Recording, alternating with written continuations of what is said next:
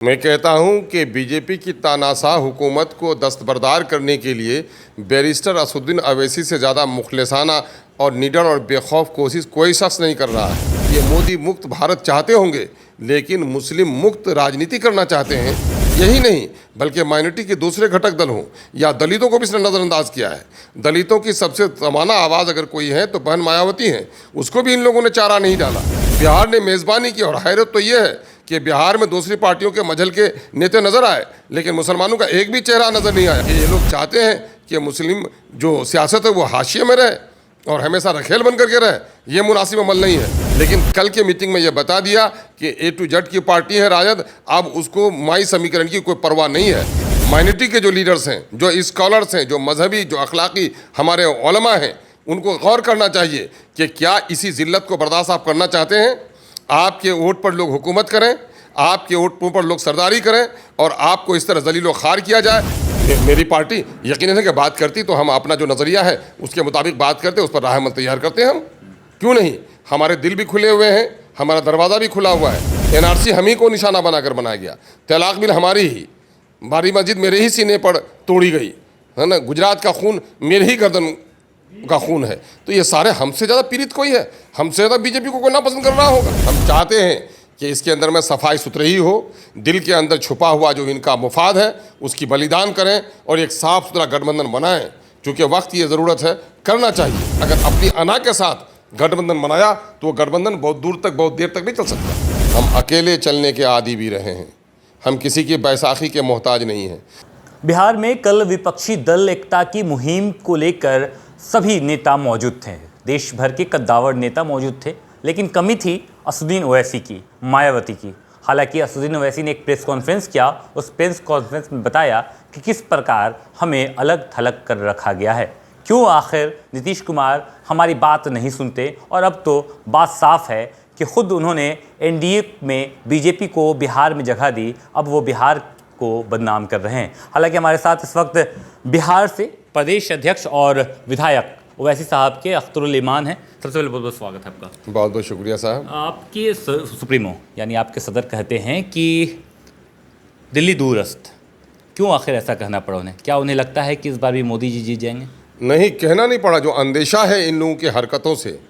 मैं कहता हूं कि बीजेपी की तानाशाह हुकूमत को दस्तबरदार करने के लिए बैरिस्टर असदुद्दीन अवैसी से ज़्यादा मुखलिसाना और निडर और बेखौफ कोशिश कोई शख्स नहीं कर रहा है।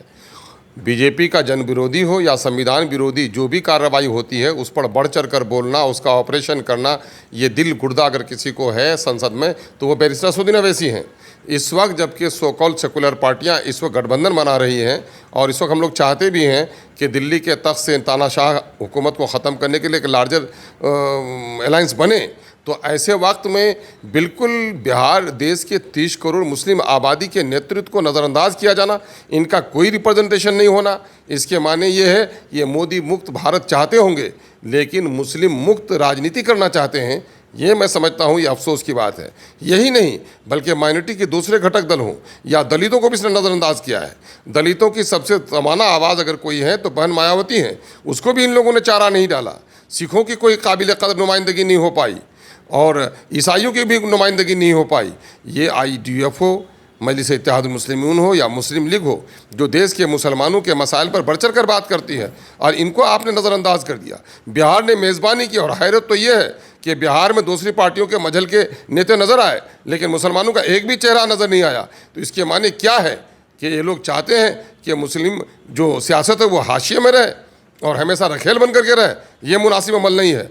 अगर ऐसा हुआ तो हमें तीसरा घटक बनाना हमारी मजबूरी होगी। हम इस बात पर हैरत में भी हैं और हैरान भी हैं कि इनकी कोशिश मुखलिसाना है या फिर इनका मुफाद इनसे वाबस्ता है।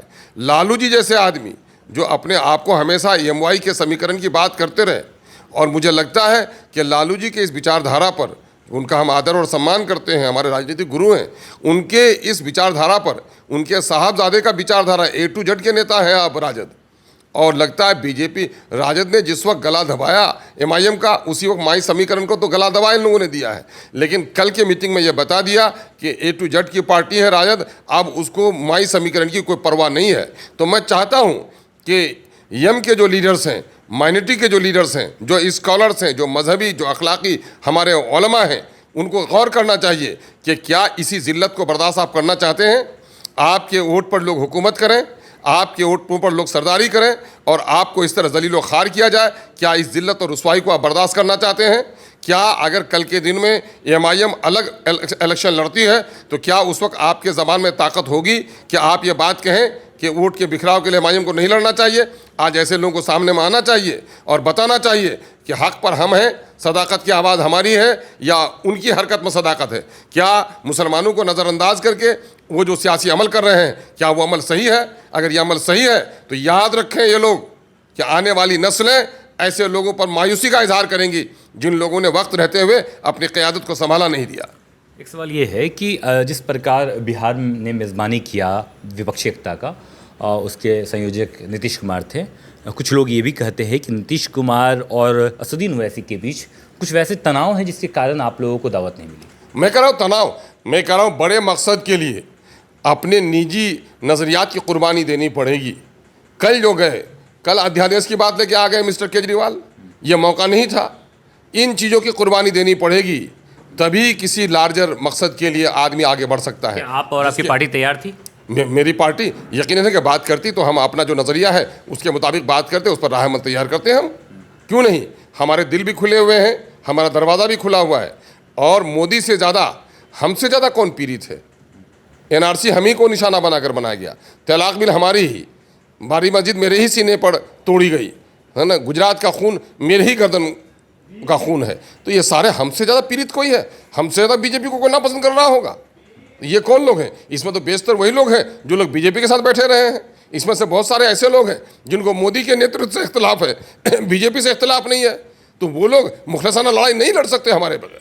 क्या लगता है जिस प्रकार विपक्षी दल एकता में केजरीवाल और कांग्रेस एक साथ एक मंच पर आए, आपको क्या लगता है ज़ाती तौर पर ये जो गठबंधन नज़र आ रही है ये 2024 तक चल पाएगी? नहीं, हम तो अच्छा ख्याल रखते हैं। हम चाहते हैं कि इसके अंदर में सफाई सुथरी हो, दिल के अंदर छुपा हुआ जो इनका मुफाद है उसकी बलिदान करें और एक साफ़ सुथरा गठबंधन बनाएं। चूँकि वक्त ये ज़रूरत है, करना चाहिए। लेकिन आपने कल देखा प्रेस को मुखातिब किए हुए बगैर ही चले गए। एक दिन के अंदर ही अपना किए हुए सारे ट्वीट को केजरीवाल डिलीट कर देते हैं, उससे क्या मालूमात? आप देख लीजिए, यही है कि ये लोग अपने मुफाद की, अपने ज़ाती मुफाद की कुर्बानी देकर ये काम नहीं कर सकते। इसलिए अंदेशा है कि इस तरह लोगों ने अगर अपनी अना के साथ गठबंधन बनाया तो वो गठबंधन बहुत दूर तक, बहुत देर तक नहीं चल सकता।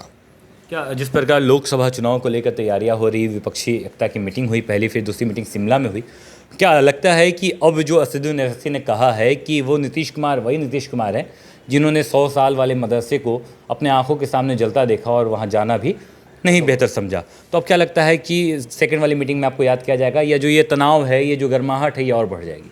नहीं, हम तो देखिए, हम तो ये चाहते हैं जनहित में, लोकहित में, राष्ट्रहित में आदमी को बहुत सारे तनाव को अपने सीने में दफनाना चाहिए और काम करना चाहिए। और हम तो ये करने के लिए हमेशा तैयार रहे हैं। ये इन लोगों से पूछिए कि इनको अपने मुफाद अजीज़ हैं या जनता अजीज़ है। गोपालगंज वाले बगावत पे तो ये लोग नहीं नाटे हुए हैं। नहीं, अब गोपालगंज में क्या हुआ? क्या गोपालगंज में मैं इलेक्शन लड़ा तो क्या इसमें से किसी ने कहा भी था हमको, इतना भी सम्मान देना चाहा कि नहीं साहब आप इलेक्शन नहीं लड़िए?